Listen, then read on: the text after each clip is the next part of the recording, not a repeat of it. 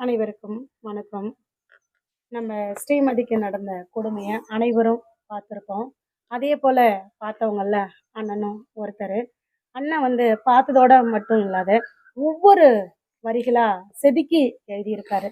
அந்த ஒவ்வொரு வரிகளும் படிக்கும்போது அத்தனையும் உண்மையான வார்த்தைகள். உண்மையிலே இந்த வரிகள் அத்தனையும் ஒரு கோர்வையாக எழுதியிருக்காருங்கிறது ஒரு பெரிய விஷயம்தாங்க. அண்ணன் இதை எழுதி பாப்பாவோட மணிமண்டபம் திறந்தோம் இல்லைங்களா, ஃபர்ஸ்ட் வருஷம் அன்னைக்கு எடுத்துகிட்டு வந்து கொடுத்தாங்க. இதை பற்றி நான் உங்களுக்கு ஏற்கனவே வீடியோ போட்டிருக்கேன். இந்த வருஷம் காலண்டர் அறக்கட்டளை மூலம் அடிச்சிருக்கோம். அண்ணங்கிட்ட சொன்னேன், பாப்பா ஃபோட்டோ போட்டு இந்த வருஷம் காலாண்டர் அடிச்சிருக்கோம் அப்படின்னு சொன்னேன். நானும் எங்கள் பகுதியில் எடுத்துகிட்டு போய் கொடுக்குறோமா அப்படின்னு அண்ணனா இன்னைக்கு வாங்கறதுக்காக நம்ம வீட்டுக்கு வந்தாங்க. படிச்சு காமிப்பாரு. நீங்களே ஒவ்வொரு வரிகளும் கேட்டு பாருங்க. அத்தனை வரிகளும் உண்மையான வார்த்தைகள். தமிழ் உறவுகள் அனைவருக்கும் வணக்கம். அன்பு தங்கை ஸ்ரீமதியினுடைய நிகழ்வு கொடூரமானது. அந்த பள்ளியினரை திட்டமிட்டு படுகொலை செய்தது நாடறிந்த உண்மை. ஆனால் இன்னும் நீதி கிடைக்கல.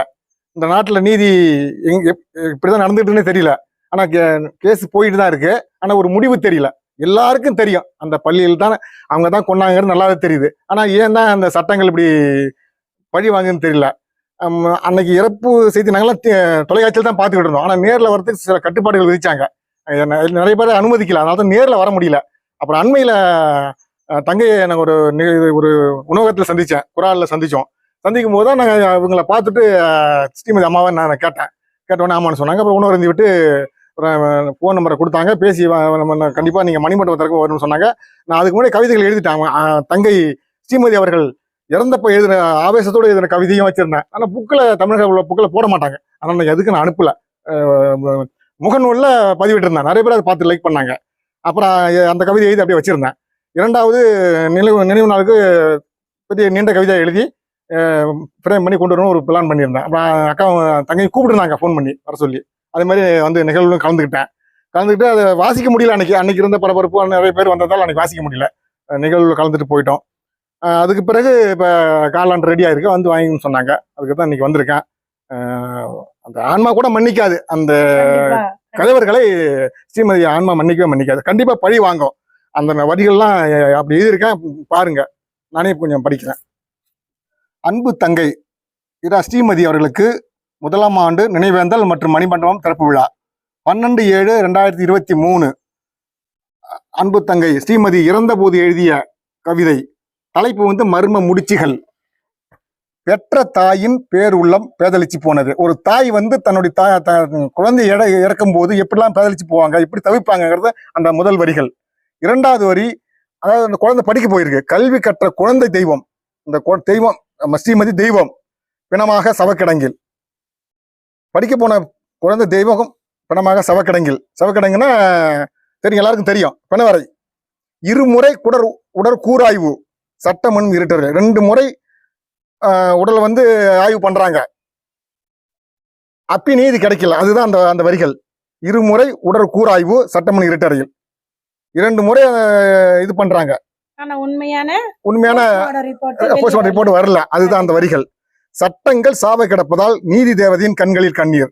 சட்டங்கள் இந்த நாட்டில் சட்டங்கள் இல்லை, நீதி இல்லை. அதனால்தான் சட்டங்கள் சாவை கிடப்பதால் நீதி தேவதையின் கண்களில் கண்ணீர். நீதி தேவதை கட்டியே தான் வச்சிருப்பாங்க நீதிமன்றத்துல. அதனாலதான் அதுதான் அந்த வரிகள். கற்கும் பாரதமா, கற்பை சூறையாடும் கல்வி கூடமா. எல்லாரும் படிக்கணும்னு நம்ம கற்பிக்கிறாங்க. பாரத தேசத்தில் எல்லாரும் படிக்கணும்னு சொல்லி ஒரு திட்டமே இருக்கு. அதுதான் கற்கும் பாரதமா, கற்பை சூறையாடும் கல்வி கூடமா. பள்ளிக்கூடம் படிச்சுதான் கொடுக்கணும். கற்பை சூறையாடுறதுக்கு அந்த ஒரு பள்ளிக்கூடம், அப்படி ஒரு பள்ளிக்கூடம் இருக்குது தமிழ்நாட்டில். அதுக்கு அனுமதி கொடுத்துருக்காங்க. அதை எந்த அரசும் கண்டிக்கல. அது எல்லாமே சூழ்ச்சிகள். கொலையா தற்கொலையா தடுமாற்றம் தடயவியல் நிபுணர்களுக்கு. அவங்க ஈஸியா கண்டுபிடிச்சிடலாம். ஆனா அவங்களால தடுமாறுறாங்க. அவங்களுக்கு தெரியும் இது படுகொலை தான் நிகழ்த்தப்பட்டதுன்னு தெரிஞ்சும் அது அவங்களால சொல்ல முடியல. அதுதான் கொலையா இது தற்கொலையா தடுமாற்றம் தடயவியல் நிபுணர்களுக்கு. அந்த வரிகள். மர்ம முடிச்சுகள் அவிழ்க்கப்படாமலே முடிகிறது மாணவி ஸ்ரீமதியின் இறுதிச் சடங்குகள். அந்த மர்ம முடிச்சு எல்லாரும் தமிழகம் குரல் கொடுக்குது, எல்லாரும் போராடுறாங்க. ஆனா எழுச்சி மிக போராட்டம். அந்த போராட்டத்திலையும் இவ்வளவு போராட்டம் நடந்தும் அது உண்மை வெளியே வரல. அந்த புதைக்கும் போது அவசர அவசரமா அடக்கம் பண்றாங்க. அதுதான் மர்ம முடிச்சுகள் அவிழ்க்கப்படாமலே முடிகிறது மாணவி ஸ்ரீமதியின் இறுதிச் சடங்குகள். இதோட இந்த கவிதை முடியுது. அடுத்த கவிதை நினைவு நாளுக்கு எழுதின கவிதை உயிர்த்தெழு. தலைப்பு உயிர்த்தெழு. மீண்டும் எழுந்து வா, எழுந்து வந்து நீ பழி வாங்கின அந்த கயவர்களை பழி வாங்கினுங்கிறதா அந்த வரிகள். உறங்கும் ஸ்ரீமதியே உறக்கம் கலைத்து உயிர்த்தெழு, உமது இறுதி நீர்பின் நகலின் உற்று நோக்கு. அதாவது தூங்கிட்டு இருக்க எழுந்து வந்து, உறங்கும் ஸ்ரீமதியே உறக்கம் கலைத்து, தூக்கத்தை கலைச்சி உயிர்த்தெழு, உமது இறுதி தீர்ப்பின் நகலை உற்று நோக்கு. நாங்கெல்லாம் பார்த்து அதுக்கு நீதி கிடைக்காம கண்ணீர் வடிக்கிறோம், நீயே பாரு அப்படின்னு சொல்றாங்க நம்ம தங்கைகிட்ட. மனித நகை கீறல்கள் இல்லையாம். அவங்க சொன்ன அந்த ரிப்போர்ட்டு, மனித நகை கீறல் இல்லையாம், மரக்கிளையில் விழுந்ததால் வந்த நிலையாம். அவங்க வந்து மேல இருந்து தானா விழுந்ததா சொன்னாங்க. அதுக்குதான் அந்த வரிகள். மனித நகை கீறல் இல்லையாம், மரக்கிளையில் விழுந்ததால் வந்த நிலையாம், உதிரம் கொட்டவில்லையாம், வண்ண பூச்சிகளுக்கு ஆதாரமாம். கீழே விழுந்தா ரத்தம் கொட்டும், ஆனா அவங்க வந்து கீழே தான் விழுந்துச்சு செத்துச்சுன்னு சொல்ற, ரத்தம் இல்ல, மேக்கப் போட்டுருந்தாங்க, அதுதான் காரணம் சொன்னாங்க அவங்க. நிகழ்த்தப்பட்டது கொலை இல்லையாம், நிகழ்ந்து விட்டது தற்கொலையாம். அதாவது நாங்க கொல்லல, தானா தான் அந்த பொண்ணு செத்துச்சு அந்த அவங்க சொன்னது. அதுக்குதான் அந்த வரிகள். நிகழ்த்தப்பட்டது கொலை இல்லையாம், நிகழ்ந்து விட்டது தற்கொலையாம். அந்த பொண்ணு தற்கொலை பண்ணிட்டு அவங்க தீர்ப்பு சொல்றாங்க.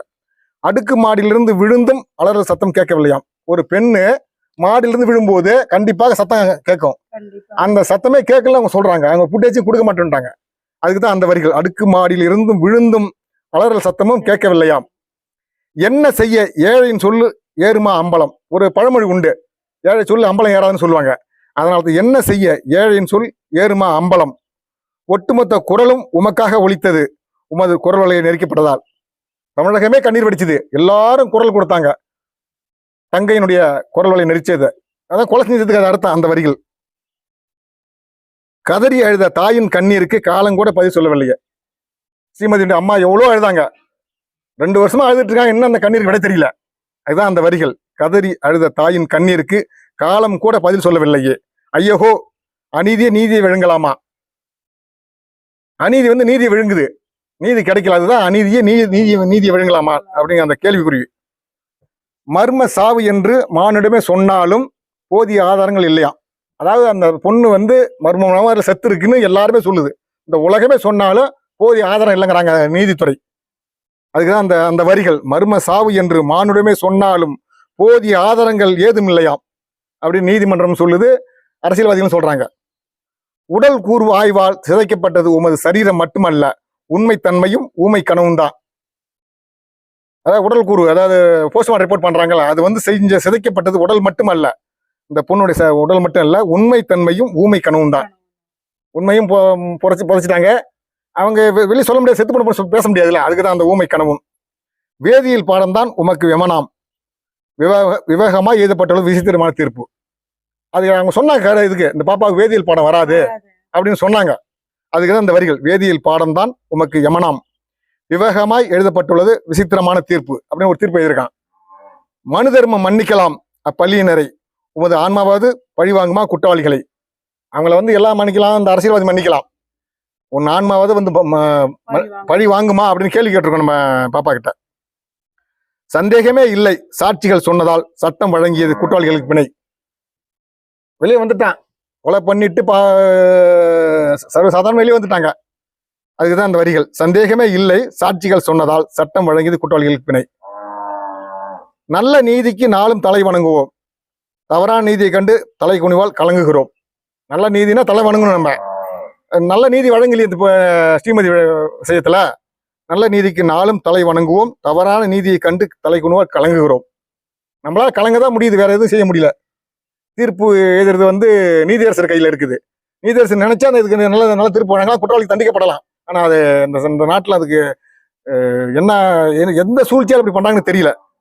வல்ல இறைவன் வாய் திறக்காவிட்டாலும் வானமே வீடும் நீதி நிலவுக. அதாவது இறைவன் படைச்ச இறைவன் அவனும் திறக்கல, கண்ண திறக்கல, வாய் திறக்க. அதான் வல்ல இறைவன் வாய் திறக்காவிட்டாலும் வானமே வீடு இடிஞ்சு விழுந்தால் நீதியை நிலவுங்கிறது ஒரு பழமொழி உண்டு. அதை தான் நம்ம பதிவு பண்ணியிருக்கோம். கண்டிப்பாக அன்பு தங்கை ஸ்ரீமதிக்கு நியாயம் கிடைக்கணும், குற்றவாளிகள் தண்டிக்கப்படணும். கண்டிப்பா எல்லாருக்குமே தெரியும் அவங்க தான் படுகொலை செஞ்சு அந்த இதை மறைக்கிறதுக்கு எவ்வளோ சூழ்ச்சிகள்லாம் பண்ணிட்டாங்க.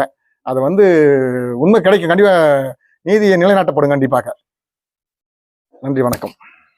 அண்ணன் சொன்ன ஒவ்வொரு வரிகளுமே அத்தனை உண்மைகளும் அடங்கியிருக்கு. இதுவே வந்து அவங்க என்ன பண்ணுனாங்க அப்படிங்கிறது அத்தனையும் ஒரு கோர்வையா கொண்டுட்டு வந்திருந்தாங்க. இவங்க 1ஆம் ஆண்டு இத குடுத்தாங்க. 2ஆம் ஆண்டு வந்து நமக்கு நினைவு நாள் வரும்போது கூட பார்த்தீங்கன்னா, அண்ணன் சொன்ன வரிகள்ல இருந்து தான் நம்மளும் வந்து அந்த போஸ்டர்ல, பேனர்லாம் வந்து அடிச்சிருந்தோம். ஏன்னா, இதுல வந்து அவ்வளோ உண்மைகள் இருக்கு. அத தான் நம்மளும் வந்து எடுத்து எழுதியிருந்தோம். அண்ணன் கூட 2வது வருஷமும் நினைவு நாளுக்கு வந்தாங்க. வந்து பார்த்துட்டு, "நாங்க எழுதின வரிகள நீங்க போட்டிருக்கீங்க. அப்போ அதுல அத்தனை உண்மைகளும் இருக்கு." அப்படின்னு அவங்களுக்கும் ஒரு சின்ன மன திருப்தி இருந்தது. உண்மைகள் கொட்டி கடந்தும், ஆனா உண்மைய வெளிய சொல்ல வேண்டிய அத்தனை துறைகளும் மௌனமா இருக்கு. கண்டிப்பா நீதி வெல்லுன்ற நம்பிக்கையோடு நம்ம எல்லாரும் சேர்ந்து பயணிப்போங்க. நன்றி, வணக்கம்.